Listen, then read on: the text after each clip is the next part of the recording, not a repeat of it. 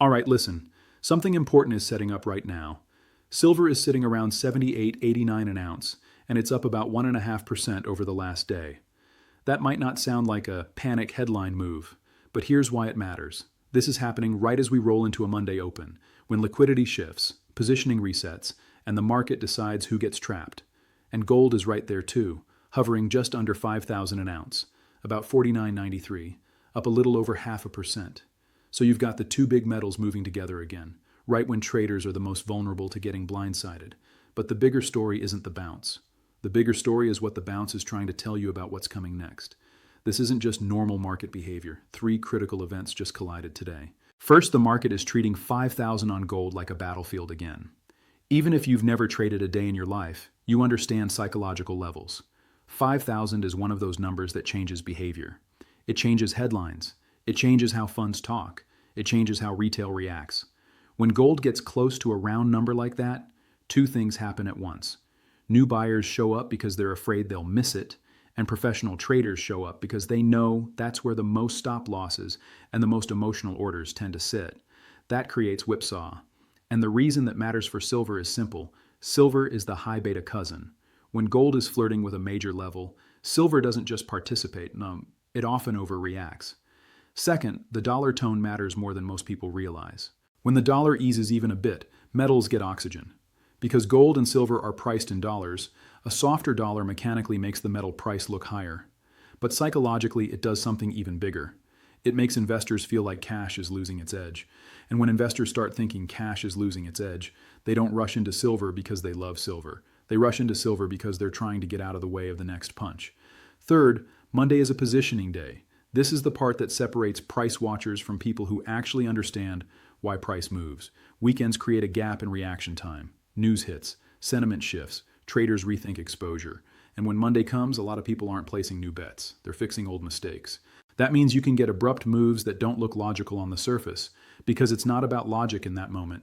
It's about inventory. It's about margin. It's about risk managers telling traders, cut it, now. So when you see silver up 1.5% into a Monday open, you have to ask a more uncomfortable question. Is this a healthy rebound, or is this the kind of move that sets up the next trap? Now let me stack the evidence, because when you connect the institutional behavior, the technical picture, and the fundamental reality, the current setup starts to look a lot more dangerous than most people are admitting. Smart money moved before the crowd noticed? Let's start with the institutional side, because institutions don't care about your feelings. They care about flows, risk, and asymmetry. Here's what's important. Central banks have been on a clear path, accumulating gold, steadily, month after month. And when central banks buy gold, they're not doing it for a trade. They're doing it because they're quietly telling you they trust gold more than the long-term stability of paper reserves. That matters because it creates a structural bid under gold. It doesn't mean gold can't drop. It doesn't mean volatility disappears. But it means dips get bought differently when official demand is persistent. And when gold has that sticky bid, it changes how silver behaves during sell-offs. Silver is more emotional. It's more leveraged. It's more tied to industrial demand narratives. But silver is also the metal that can snap back violently when big money thinks the washout has already happened. So when you see silver pushing back up into the high 70s while gold is camping just below 5,000, it's not just retail buying the dip. It's also the market signaling. The big players are still engaged. Now, does that mean they're all bullish right now? No. It means they're active. And when institutions are active in a market like this, price can move fast enough to humiliate both bulls and bears in the same week. Now let's shift to the technical reality. Without assuming you're staring at any chart, when I analyzed the price action, the first thing that jumped out at me is how loaded the current levels are. Silver around 79 isn't just a random number. It's a region where a lot of traders start making decisions again. It's high enough that people who bought the dip start thinking, maybe I'm safe. And it's low enough that people who missed the move start thinking, maybe I can still get in. That's exactly how traps form, because the market loves doing this. It gives you just enough relief to make you lower your guard. And then it tests you again. So here's what I watch in situations like this. If silver can hold this rebound and continue to build above the upper 70s into the US session, the market is saying the bounce has real sponsorship. But if silver pops early and then fades, especially if it struggles to stay near that 78, 79 band, the market is saying this is still fragile and sellers are still sitting overhead.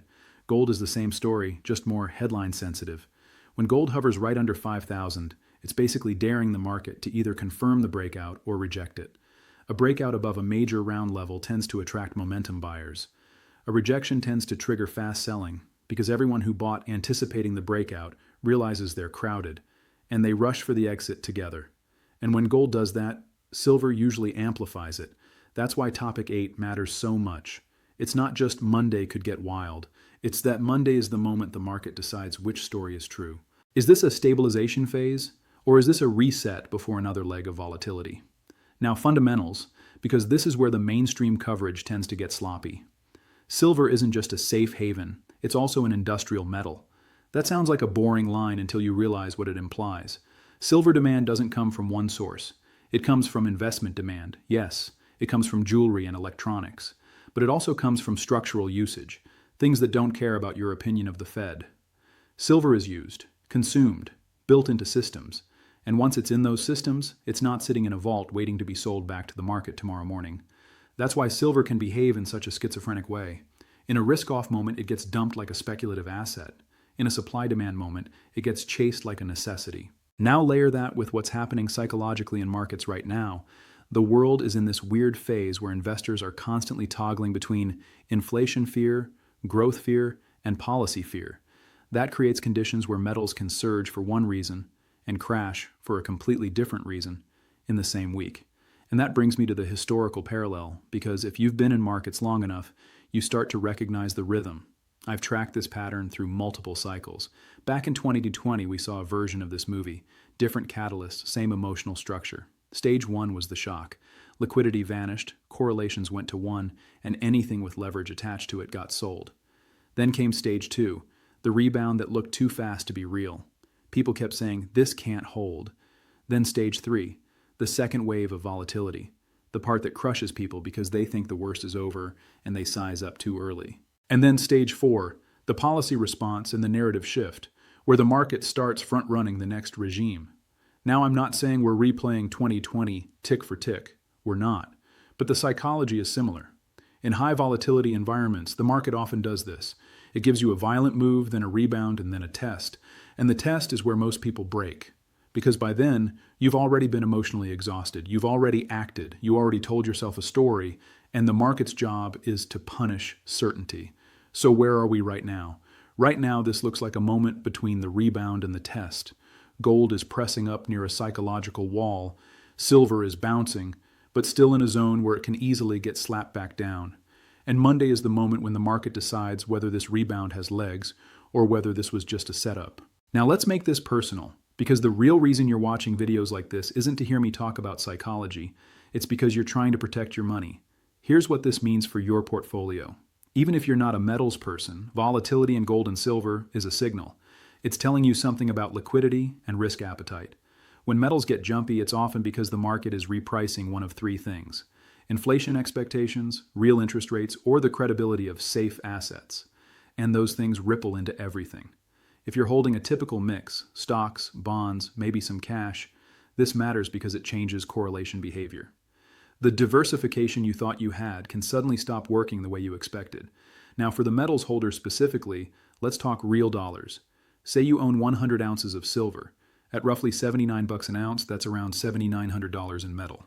A 1.5% move doesn't sound like a lot, until you realize that in environments like this, 1.5% can turn into 5% fast, and 5% can turn into 10% fast. A 10% move on that position is roughly $800, and that's just 100 ounces. Scale that up, or apply it to miners, or apply it to leverage. This is why Monday matters. Not because I'm trying to hype it, because Mondays in markets like this are often when the hidden stress shows up. Risk managers are back at their desks. Funds adjust. Big orders hit. And if the market is still fragile, that's when it reveals itself. Now, the question isn't whether we get more volatility. The math is clear. We're already in it. The real question is, are you positioned for what comes next? If gold decisively takes 5,000 and holds it, silver can catch a tailwind simply from momentum and narrative. If gold rejects that level and rolls over, silver can get hit disproportionately, because silver traders are quicker to puke positions when things feel unstable. So what do you do with that? You don't predict it with certainty. You prepare for both paths. You decide what you own, why you own it, and what would make you change your mind. And you stop letting the market bully you into emotional decisions at the worst possible moment. I share real-time updates and deeper analysis on social media. For those wanting exclusive research, members-only analysis, or early warnings, there's a premium level. This is educational content, not financial advice. Do your own research. Consult licensed financial advisors before making investment decisions. These are market observations and analytical frameworks, not buy or sell recommendations, but the data tells the story. All right, before you go, 3 quick things. 1, drop a comment below. Tell me where you're watching from, and give me your prediction. Where do you think silver is headed by the end of this week? 2, if you're not subscribed, hit that button now. I'm putting out unfiltered analysis consistently. And listen, I'm fighting copycat channels stealing this content. If this video provided value, comment data over hype, so the algorithm knows you're here for the original. 3, next video drops tomorrow. I'm covering the one indicator that predicted past shakeouts. When it flashes, metals don't drift, they move. And if it lights up again this week, you'll want to be early, not emotional. See you there.